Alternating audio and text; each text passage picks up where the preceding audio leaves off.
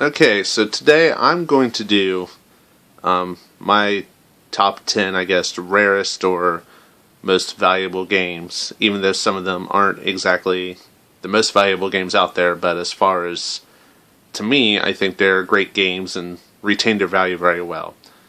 So here's the game shelf, and as you can see, there's some stuff here, some Japanese, and you scroll down to my box Final Fantasy games, box DuckTales,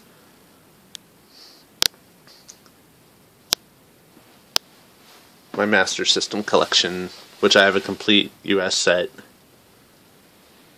Down here on the bottom I got my PS1, my Super Famicom, Super Nintendo, regular Nintendo, and you can kind of see it lurking there in the back is my copy of Earthbound Uncut.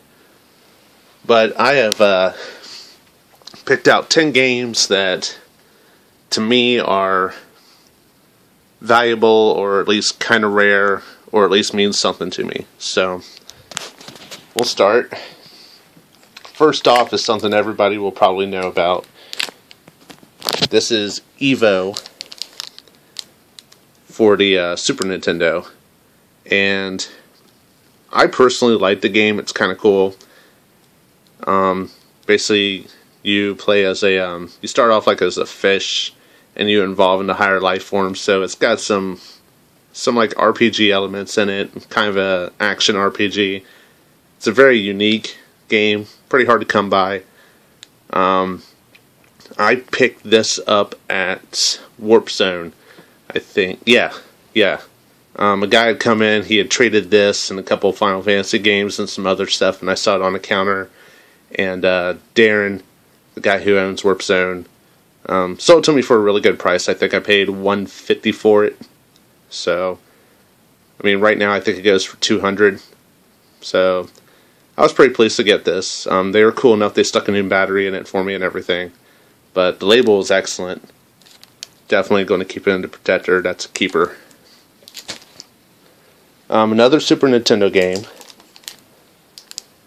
This one, some people may not know about. This is Nosferatu. Now, as far as monetary value, I think this is worth about $50, $60. It's kind of like Prince of Persia. Plays kind of the same. I picked this up at Korg's. I traded a couple games and paid, I think, $30 additional cash for it. I don't know the guy's name, but he was in with Cody over at Game On in Circleville, Ohio.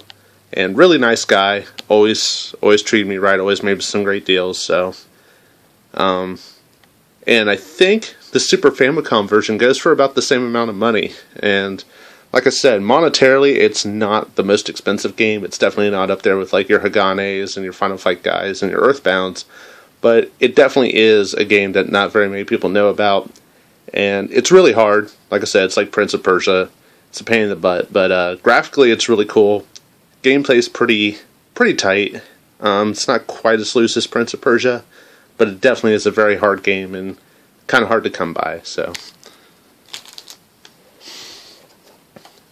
keeping up with the Super Nintendo is Final Fight 3. Now, Final Fight 3, to me, is probably the best out of the series. And I got this for Christmas from my friend Justin. I think he picked this up at Capital Games. He traded in a whole bunch of Magic cards and got this for me. So I was really happy to get this and really surprised. And it really is an excellent beat 'em up. Definitely the most solid out of the series. And definitely one I plan on holding on to for quite a while. Then, let's see, let's move on to my Famicom. This is Adventure Island 4. This never came out in the United States. There are reproduction copies that you can pick up. I have a translation patch that I use on my Retron 5 to be able to play it in English. Pretty straight up platformer. Not my favorite in the series, but still a solid game. I bought this at Warp Zone. I think I paid $60 for it.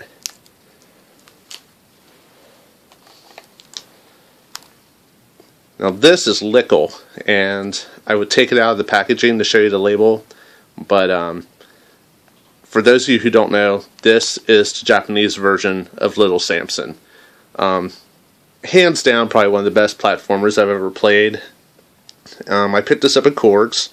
I bought it off of Darren, did a little trading, and I think I paid $80 cash for it in the end, which was an incredibly awesome deal.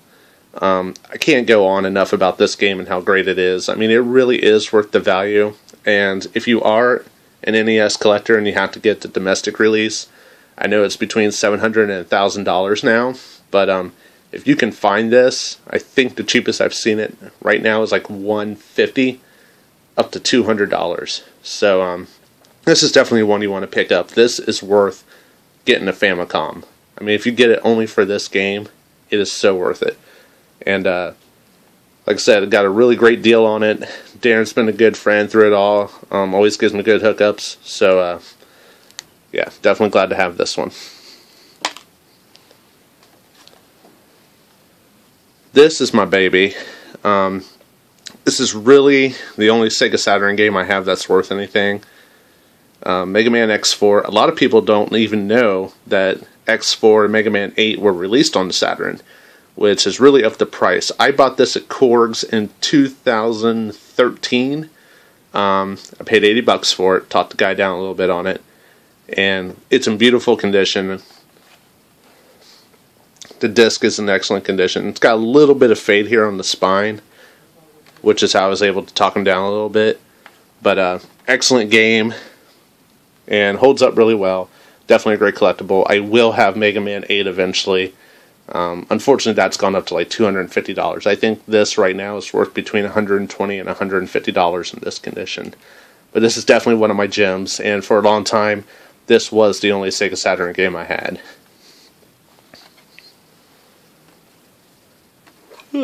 Getting back to Super Nintendo, this is Captain Novolin, and as you can tell, this box is just cherry. And there's a really cool story how I got this. It was actually, it's one of those few moments that as a gamer, you really feel kind of proud to be a collector, and you realize that, you know, gaming really is a large hobby, and if you know what you're doing and you keep up your reputation, you can come across some great stuff. I actually got this in the mail yesterday. I had sold some games to a gentleman in New Jersey through a forum. I had a couple of Sega Master System games and a couple NES games, and transaction went really well. The guy was very impressed, and he said, "Hey, do you have a list of stuff that you want?" So I sent him a list, and Captain Novolin is, I mean, it's not really the rarest game. I think this goes for maybe $80 to $100 in this condition. It doesn't have the inserts, but the instruction manual and the cartridge are just absolutely perfect. But I sent him a list, and this was on it, and I think it was a week ago, I got an email, and this guy from New Jersey said, "Hey, I talked to this person, and he sent me your name and your email address, and I have a game you've been looking for." He's like, "I'm a retired pediatrician, and in late '92, my office got a whole bunch of copies of this game, and I kept one for my son. I took it home, we opened it, he played it once, he didn't like it, he really never got into gaming, so we put it back in the package, and it's stayed in basically a drawer for 20 years. Do you want it?" So I emailed him back, and I was like, "Yeah, I'd love to have it. How much do you want for it?"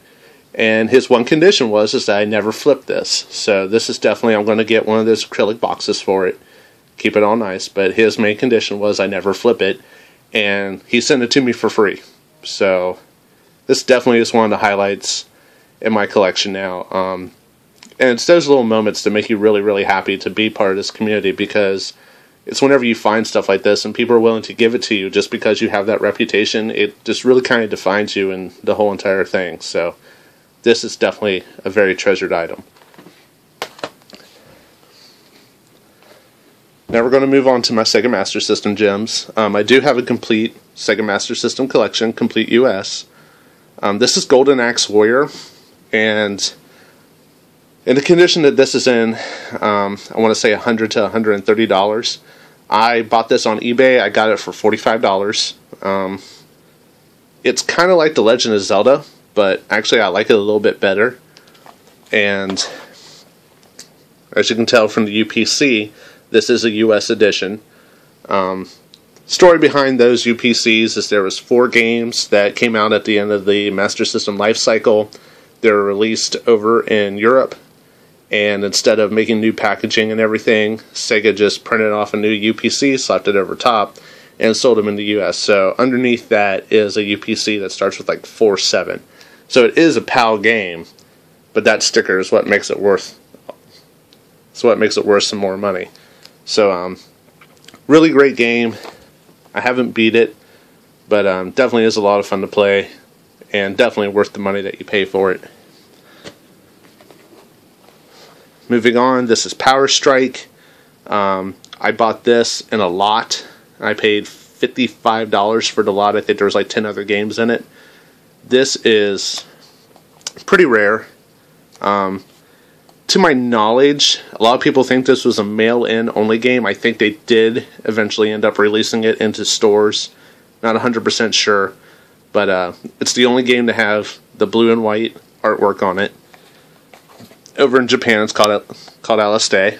Awesome shooter. So if you can get a hold of it, definitely worth the money. I think right now, $100 to $120. The booklet is crisp. It looks like it's never been opened. And this was the game that got me into shoot 'em ups. My friend Darren, I know I've mentioned him a lot in this video, but he let me host a Sega Master System Day at his store, and we had a tournament on this, and I just really, really enjoyed it, and it's what kind of turned me into a shmup fan. So, yeah, great game, worth the money. And finally, I think this is my rarest game out of all of them. This is James Buster Douglas Knockout Boxing for the Sega Master System. This was the last NTSC U game to be released on the system.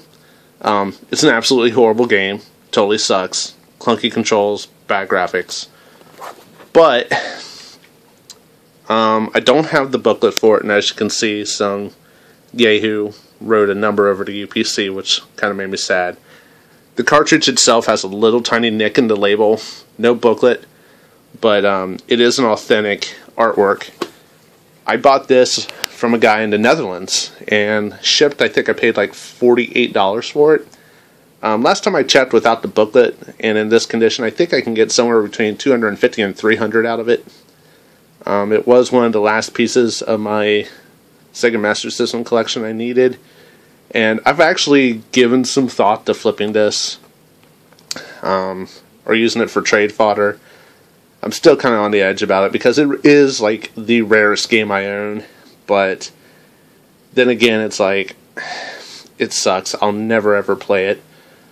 So, I don't know. But this definitely is the rarest game I own.